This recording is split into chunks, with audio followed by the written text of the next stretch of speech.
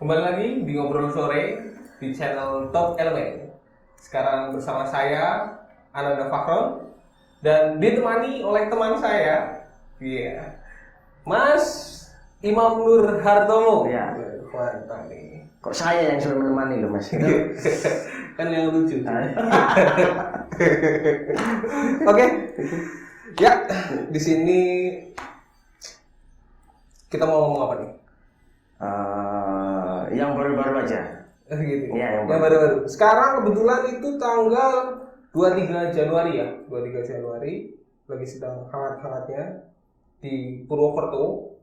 Sekarang berlaku kebijakan PSBB.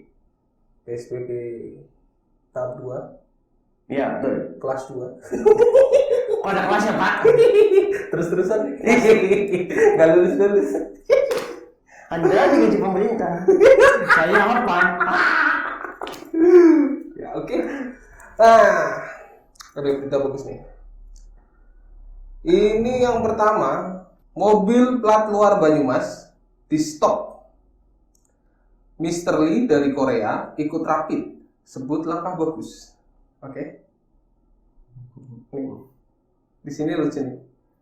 Di sini ya di Purwokerto itu ada kebijakan baru PSBB. Itu untuk yang masuk dan keluar dari Banyumas itu diwajibkan untuk bawa surat rapid. Surat rapid. Dan di sini Bupati Banyumas itu langsung turun tangan untuk ikut operasi razia. Mantap. Ya kan? Ya. Jadi ketilangan. Terbaik bupati saya. Oke. Ya, di sini itu jadi Mr. Lee itu yang dari Korea tadi ya. Itu dia tinggal di Purbalingga. Purbalingga itu sama Purwokerto deket lah, nggak jauh-jauh amat. 30 menit. 30 menit, Oh. nggak sampai ya. Ya, Mungkin lah sekitar 15 sampai 30 menit lah. 15 menit kalau di Sukaraja, Bang Syed. Ini betul, Bang Syed. Ya, di sini itu dia dari Purbalingga mau masuk ke Banyumas Pak. Ya. Mau masuk Banyumas karena urusan kerja, Urusan bisnis ya. urusan bisnis. Nah, dia itu di stop langsung sama bupatinya. Ya, betul. Ditilang karena dia nggak bawa surat rapid. Sebenarnya ditilang, cuman si beliau ini tidak bisa menunjukkan surat rapid itu ya. Terus langsung Sama Pak Bupati disuruh tes antigen di tempat. Ya bagus, memang bagus untuk kalangan menengah ke atas. Enggak, sebenarnya bagus tuh untuk mungkin pencegahan penularan virus COVID. Iya betul, lihat. Semua kebijakan pemerintah itu pasti bagus, cuma kan pasti ada masalah-masalah baru yang muncul. Iya sih. Iya nggak sih? Iya, itu pasti lah. Iya, apalagi sekarang kan kalau kita mau buat surat rapid itu kalau nggak salah 250. Iya betul. 250 kan? Iya 250. Dan itu berlakunya berapa hari sih surat rapid itu? Untuk rapid antigen katanya sih 3 hari. Nah, daripada kita salah ngomong, kita cari. Ini dari detik.com. Pasti detikhealth.com ya kan. Pasti dia udah riset lah sebelum ngeluarin berita. Masih. Ini paling lama 3 kali 24 jam. Setelah itu rapid lagi. Ya, setelah itu rapid lagi. Kayak apa sih namanya, surat izin ya? Kok surat izin sih Pak? Ya kan biar nggak kena. Biar nggak kena. Goblok. Iya dong.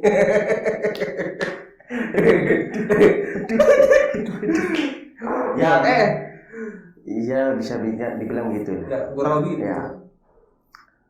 Nah, bisa bayangin nggak kalau dalam waktu 1 bulan itu kan 30 hari. Sedangkan surat rapid itu cuma berlaku 3 hari. Berarti kan kalau 1 bulan itu butuh 10 sekali tes rapid. Iya, 10 tes rapid 2 juta pak. Ya kan? 2 juta. Enggak dong. 250 jancok. Iya, 2.500.000. Anda matematikanya bagaimana ya Ustaz? Iya benar. 2.500.000. Ya nggak? Iya betul. Dengan uang segitu, UMR Banyumas kayaknya nggak sampai sih. Itu yang mau nambahin siapa? Makanya di akhir berita dikatakan banyak juga yang nggak mau bayar, lebih baik putar balik. Oh gitu. Iya betul. Cari jalan tikus. Iya tak tahu itu saya. Saya tahu kali itu. Jalan tikus dong. Biar aman dong. Nggak tahu juga. Tapi katanya Pak Bupati dengan Pak Kepala Kades ikut bekerja sama. Tapi nggak tahu sih. Intinya, nah itu kalau kepala desa di desa-desa gitu kerjasama buat apa? Ya untuk mengurangi angka positif mungkin. Kerjasama nih, Ya. mengurangi angka positif. Membantu Membantu jadi- gerakan bupati dong. Oh, berarti di jalan-jalan tikus itu ntar ada poskonya. Kayaknya. Stop. Sudah. Aduh. Jadi gimana ya? Sekarang UMR Banyumas aja itu kurang lebih sekitar 1.800.000 kalau nggak salah. Itu kan ada selisih sekitar 700.000. Ya nggak? Sudah gajinya habis buat rapid, perut lapar. Nah. Cicilan menumpuk. Nah, gimana sih, Pak? Masak batu. Bisa. Menu baru dong. Goblok.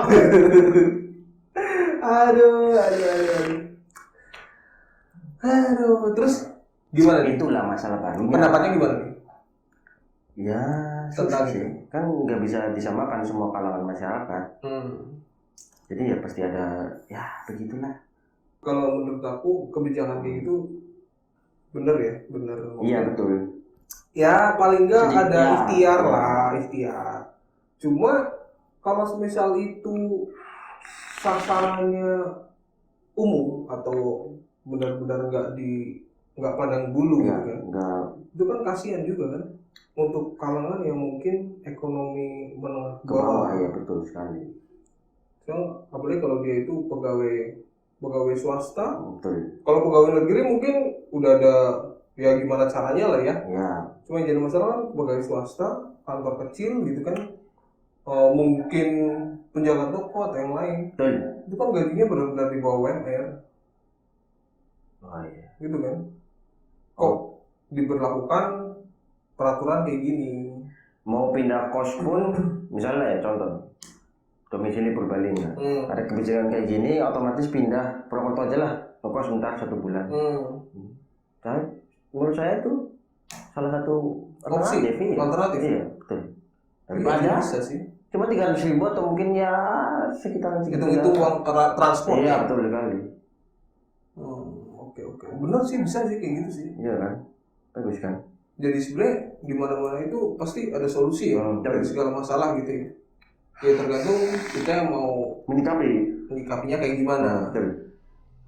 Oke. Bagaimana kalau kita panggil narasumbernya? Narasumber? Kalau ada. Iya. Mas, bagaimana tanggapannya Mas? Iya.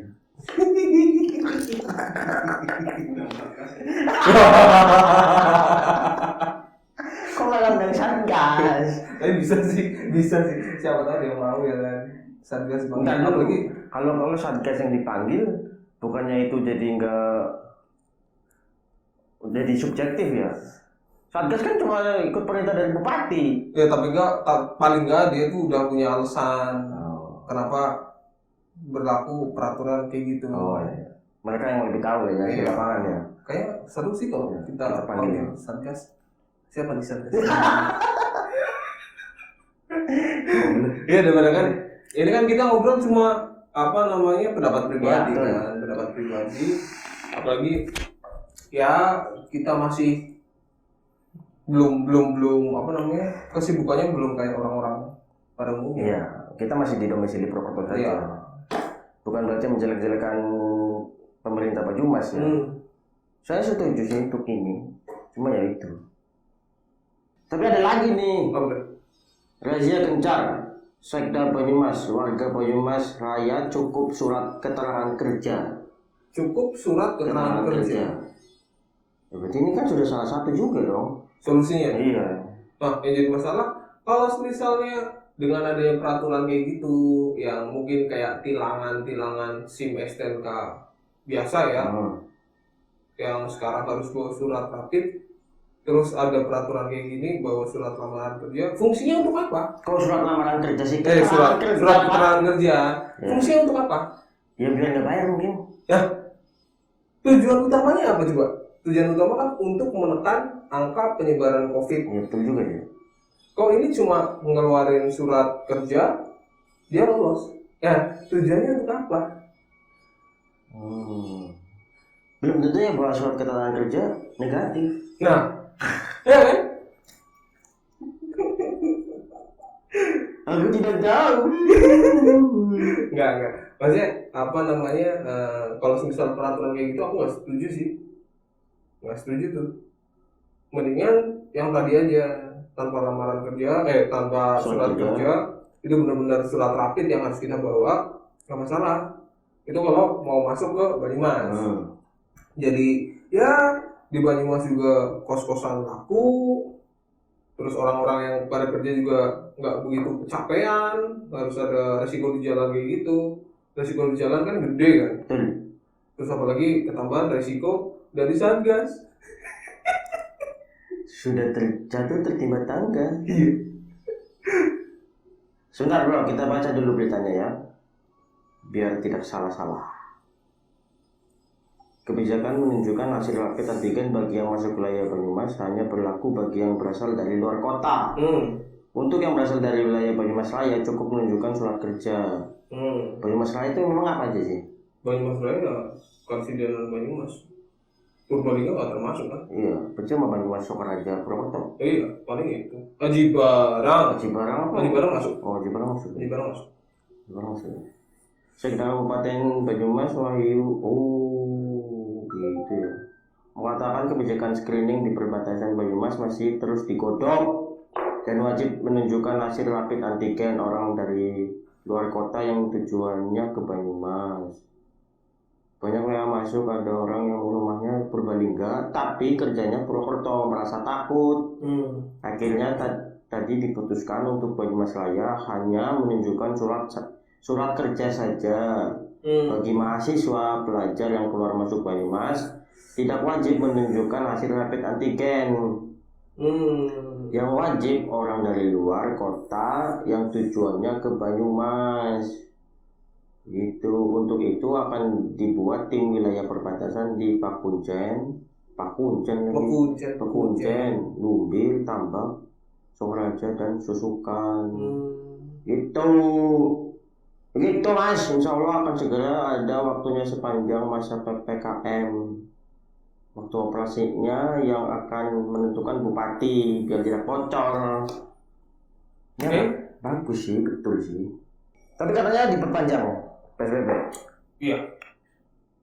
Terakhir aku baca berita itu diperpanjang 2 minggu. Berarti Februari belasan baru selesai. Kalau berita yang baru-baru ini bro, apa tuh? Pengusaha yang digerebek sama Satgas. Iya, Anda jangan pura-pura tidak tahu, manusia.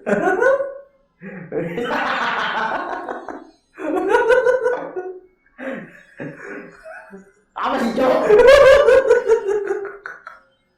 Digerebek Satgas. Iya. Mana sih? Masa Anda tidak tahu? Mana sih? Pokoknya kan tempat makan kafe gue, buka ungu. Oh, iya. Terus lu tutup. Iya. Enggak. Itu kan peraturan mungkin peraturan daerah ya. Kayaknya kerjakan daerah masing-masing ya. Itu yang kalau kita mungkin aturan jam malam lebih tepat ya. Oh iya betul. Ya kan, aturan jam malam gitu kan. Apalagi sekarang di Purwokerto kan kafe-kafe itu lagi tinggi sebenarnya, tinggi peminatnya tinggi. Cuma ini apa namanya, dibatasin jamnya. Sampai jam 8 malam kan. 8 malam. Terus yang jadi masalah, kenapa dibatasin jam malam? Padahal sekarang gini, kalau misal peraturan itu dibuat karena COVID kan nggak kenal jam, enggak, cuma kerumunan yang nggak boleh kalau nggak salah. Kerumunan karena penyebarannya itu lebih rentan. Tapi kalau pembatasannya itu cuma jam malam, itu menurutku nggak efisien sih. Soalnya gini, di jam malam itu kan mungkin anak-anak pada nongkrong gitu, keluar rumah cari hiburan gitu kan. Tapi jadi masalah siang hari mereka juga aktivitas, ketemu sama banyak orang. Nah, kalau di tongkrongan ini dia kan pasti nggak ada orang yang nongkrong di kafe terus mereka itu tiba-tiba gabung nih sama tongkrongan orang gitu. Kan nggak mungkin kan, pasti mereka pasti kan sama teman-temannya sendiri. Dia sudah tahu riwayat teman-temannya ya. Iya kan, paling nggak walaupun kita nggak tahu atau gimana, memang circle-nya ya pasti segitu-segitu aja. Jadi kan kalau misalnya kecuali kalau tiba-tiba datang ke kafe, kita nggak kenal siapa orangnya, terus kita duduk di sebelahnya, itu mungkin yang aneh. Jadi masalah kan kafe-kafe sekarang aja udah peraturan pembatasan duduk gitu kan udah diatur. Ya, pembatasan duduk udah diatur. Kita kesitu juga sama teman-teman sendiri, mungkin bisa dibilang rutin gitu. Menurutku nggak masalah sih, asalkan memang social distancingnya itu tetap berlaku. Protokol kesehatan juga ya. Tapi nggak tahu. Padahal siang hari mereka itu pada aktivitas sendiri-sendiri, yang nggak tahu ketemu siapa. Misal nih mahasiswa skripsi ketemu sama dosen, ya nggak, bimbingan skripsi. Memang kampus kan libur, cuma kan bimbingan skripsi itu susah kalau via online. Betul. Jadi tetap mahasiswa itu pada datang ke kampus nemuin dosen, ketemu sama dosen. Terus mungkin ada mahasiswa lain yang memang domisilinya luar kota, datang ke kampus cuma mau nemuin dosen. Itu kan sebenarnya yang lebih rawan menurutku. Soalnya benar-benar dari luar kota gitu kan. Tapi masuk akal sih. Kan buka toko atau apapun itu kan dari pagi sampai sore kan cukup ya, nggak usah sampai malam-malam kan. Iya sebenarnya cukup, tapi kalau kita usaha di makanan terutama kafe kopi lah, kafe, kopi gitu, tempat nongkrong, susah juga Pak gitu ya. Ya dari siang sampai sore mereka itu aktivitas sendiri. Di saat dia habis maghrib lah, sore-sore itu habis maghrib mau malam gitu kan, mereka kan waktunya udah santai, mereka baru pada bisa nongkrong. Iya. Ya nggak, kalau misalnya tutup ya susah juga kan. Sudah begitu ya. Begitulah. Harapannya sih cepat-cepat selesai lah masalah kayak gini ya, masalah kayak gini cepat selesai. COVID, vaksin menarik sih. Mungkin bisa. Bagaimana menurut Anda vaksin ya? Bisa kita bahas besok. Ditusuk langsung. Iya. Tahu nggak? Yang paling lucu nih. Kemarin nih, jadi di Jogja itu mati. Bukan mati Pak, bukan mati. Nih. Nah nih, yang lucu nih. Terjangkit COVID-19 setelah divaksin. Ini kata Bupati Sleman. Lucu nggak? Nah, ini dia itu Bupati Sleman, Pak Sri Purnomo. Dia itu positif corona setelah divaksin. Kebetulan beliau kan divaksin urutan pertama lah hitungannya. Bareng sama Pak Presiden. Bareng sama Pak Presiden, cuma beda lokasi. Dia lokasinya di Jogja, bareng sama Dokter Tirta. Setahu aku bareng, dia bareng vaksinnya. Dokter Tirta juga vaksin juga. Dia vaksin. Dia kan yang benar-benar gencar banget masalah corona gitu kan. Garda depan ya. Nah, ini lucu nih.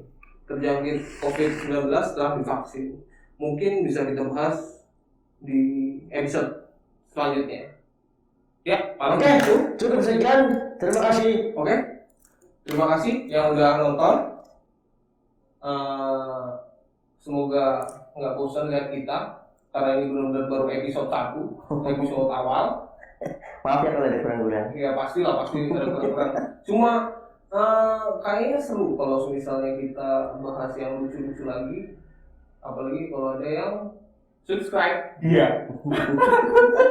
Ya, terima kasih. Selamat sore.